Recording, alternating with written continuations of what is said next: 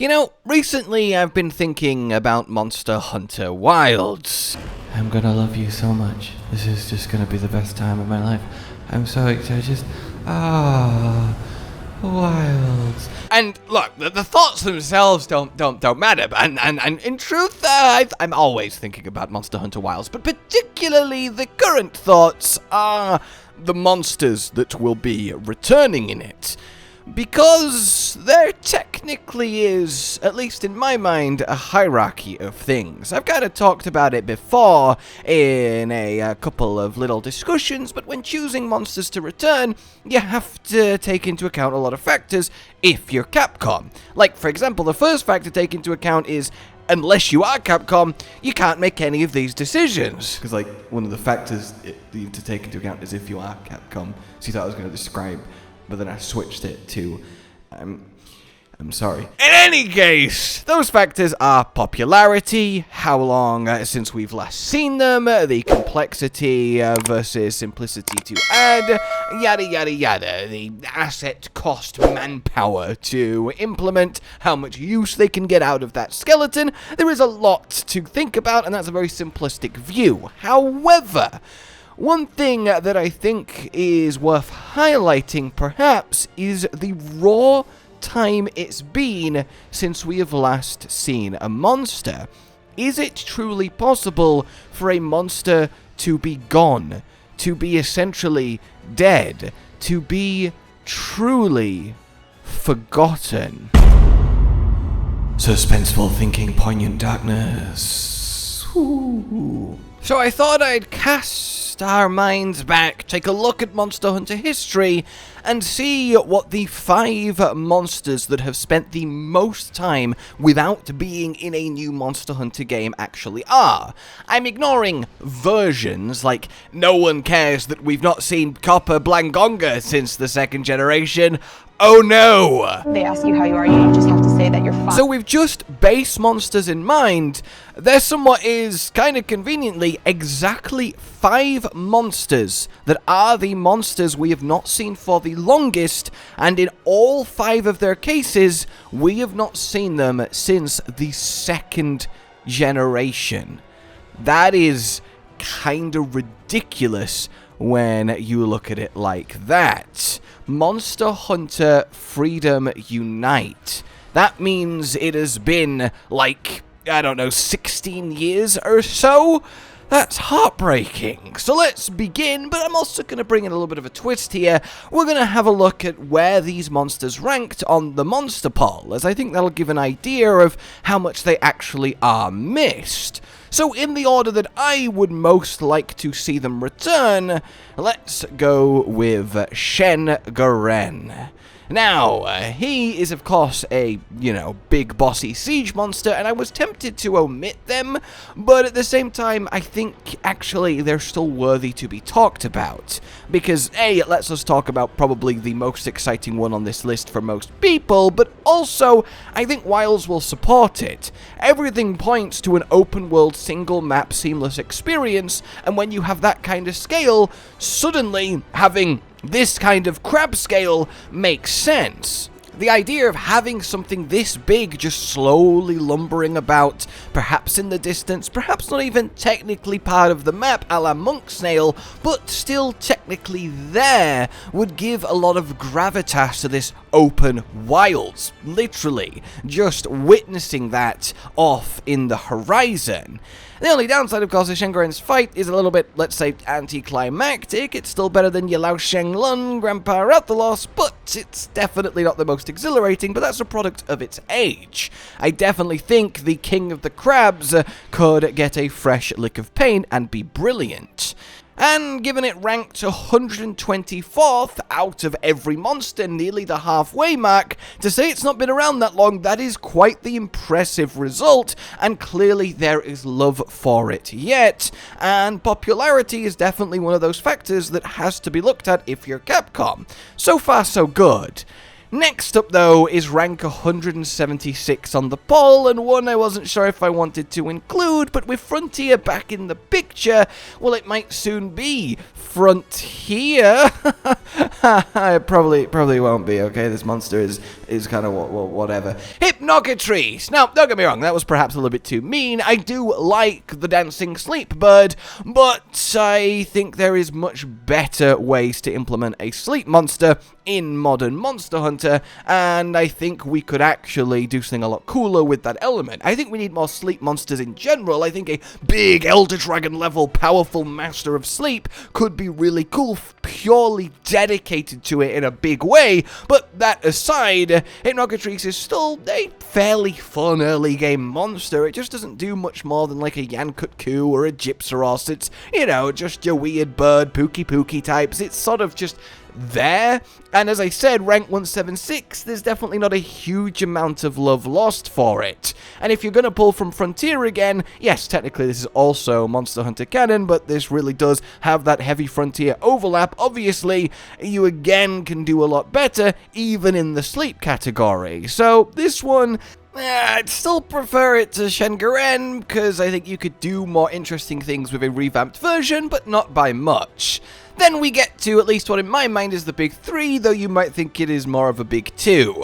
Yama Tsukami, rank 53, which is ridiculously well done for a monster that, again, hasn't been seen since the 2nd generation, but this one makes a lot more sense. It's our giant floating octopus balloon that just hoovers up the land and, you know, covered in tentacles. This guy is incredible, and the Yama Kurai fight in Frontier gives us a taste of just how well he could be done as an actual encounter, as an actual hunt that you actually do hunt. There is so much worth working with that this monster could bring in an entirely new 6th gen, new engine, new everything perspective, and I want it so bad, and clearly so many of you guys do, because he beat so many monsters that have had much bigger and more frequent appearances than he has in his time. I think Yama Tsukami definitely qualifies as a legendary monster that everyone kind of knows, because there's nothing like it. It's a floating octopus balloon again. Like, what else can you describe as that? So, yeah, this one, not only would it make Cotton very happy, I think would make us all very happy. As would the next one, Vespoid Queen. Now, I've talked about Vespoid Queen a little bit a while back now, and indeed for Wilds, and I don't want to, you know, retread old ground, but the original big insect that slowly kind of hovered along, so the likes of the Celtuses and the Nursillers could fly fully. Yeah, that is something that should be honored and respected. The idea of a swarm queen with a swarm able to command and control it would give us our first proper hunt where the little monsters are a big weaponized version for the large. Something like Izuchi came close with them doing the synchronized attacks and the general pack-based monsters, sure, and even Celtus using little Celtus Queen with little Celtus, but I think the idea of a full swarm attack, a Vespoid Queen that is much more agile and uses literal bombardments of little Vespoids on you, oh, that would be so fun. Like, if you saw a swarm of Vespoid in the distance in the Wilds lands, you would know that, oh my god, okay, ooh, let's maybe avoid that one. That would be a really cool feeling. And with her getting rank 82, which is honestly the most impressive ranking here, Yama Tsukami has, you know, the fame going for him, but Vespoid Queen, a forgettable fight that was just sort of in there, somehow beating that many monsters? Yeah, surely this one at least is a potential actual entry. The next at rank 111th, still about halfway, so still fairly impressive, but I would also argue more maybe for the meme, it's King Shakalaka. How could it not be King Shakalaka? Come on! Do it, Capcom! Be brave! Put the king back in the game! Give me roving bands of Shakalaka with their liege lord, calling armies of them to stab the hell out of your hunter while they dance around with their flaming spit heads looking fantastic. Oh. look, the reality is, obviously, this was a silly fight. The fact he counts a large monster is hilarious. The fact he was even on the poll is hilarious. The fact he beat half the monster roster on average is hilarious. But I think the point to really kind of take away here is with how successful, like, the tribes of Lydians were in World and Iceborne. Like those poison, paralysis, sleep, knife-throwing sons of bitches and their chief. I think having them again in Wilds around the map is not just a good thing, I think it's almost a certainty. There's no way that won't happen again in some form, having kind of indigenous Linian or similar tribes to discover and maybe befriend or interact with, or even have a deeper gameplay mechanic and interaction with, and them having a chief or rogue versions that technically count as a large monster that you can get in little scraps with, especially the sheer volume of monsters on screen we're upgrading to in Wilds. You can properly go for this tribe with a chief, and if they are your enemy, then you could have a kind of reimagined 6th gen King Shakalaka battle, which I don't have to, I think, push too hard for you all to maybe agree would be the utmost of hilarity. In any case, that's kind of where we're at, but I don't want to just leave it there. I know I wanted to do the 5 oldest, and, you know, just so happens there is specifically 5 that have last been seen in the 2nd gen, but there is 2 that have last been seen in the 3rd gen in 3 Ultimate that I want to point a finger to. The first being Gigginox, who came in at rank 94, so definitely still appreciated. I actually double took when I was like, he wasn't in for you or GU? No way! And yeah, he wasn't.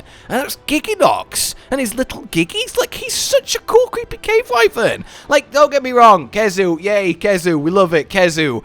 But I think Kezu can take a breather and give us the Gigginox. I'd have both. I'd happily have both. But I think our double-head, double-tailed friend with his live egg sack attack is definitely worthy and would look phenomenal in a 6th gen form, which presumably is going to look even nicer than anything in the 5th gen. He really has potential, and I definitely don't think he should be forgotten. The same with the other one that needs talking about here, and in Qurupeco at rank 86, so again, a healthy respect for him amongst us hunters.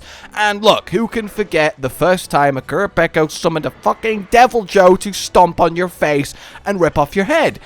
No one does. We all remember it, because it was brutal and brilliant.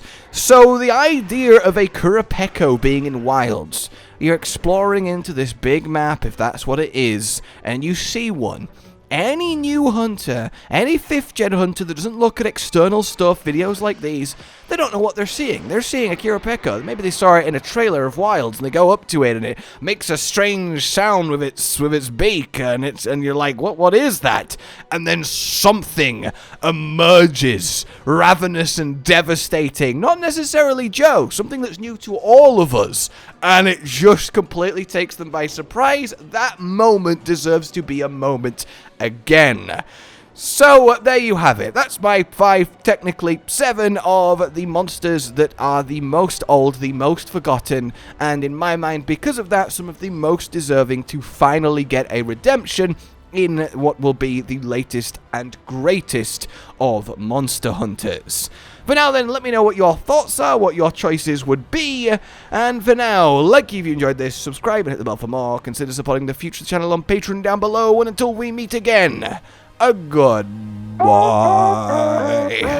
Josh, Cotton, and Hollow with the videos, dropping the humor like a hammer on your tippy toes, bringing entertainment on a daily arrangement to take our insanity and turn it into entertainment. Yes, I said entertainment twice, to reiterate that it is nice to look into your faces on a mostly daily basis when you let us in your homes to make the whole world a stage. Goodbye.